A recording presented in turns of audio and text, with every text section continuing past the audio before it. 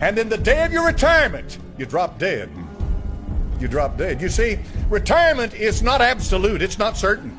It is not certain that you'll ever retire. It's not. It is not. It is not certain that you'll retire. But it is certain that you'll die.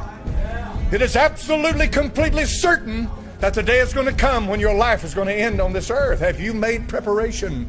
Have you made preparation? Have you prepared yourself for that day?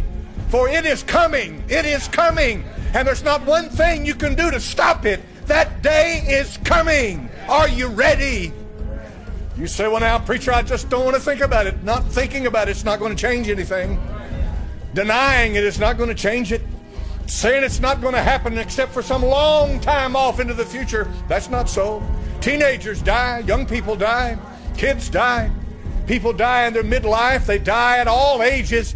Death is no respecter of age. And that's absolutely certain that you're going to die.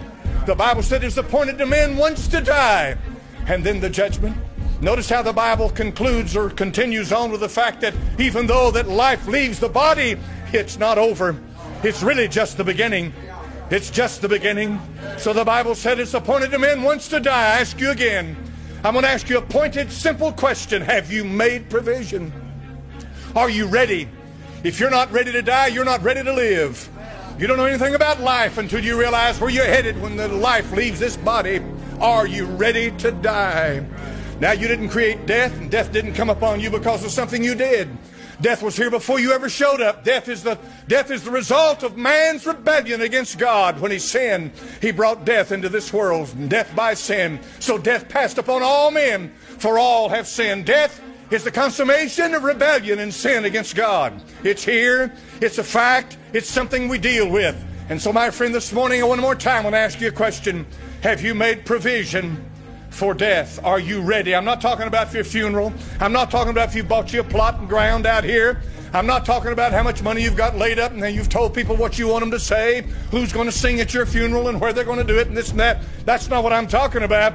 I'm talking about the moment that your soul and spirit leaves this body and you breathe no more and you have no control over it and you leave planet Earth and you are going to leave this world. Are you ready for that day? If you've ever been up to the door of death and felt its wing, felt its cold, icy chill on your soul, then you're different from most people. Some people on this earth have been there, they've seen it, they understand what it's about, they know how it feels.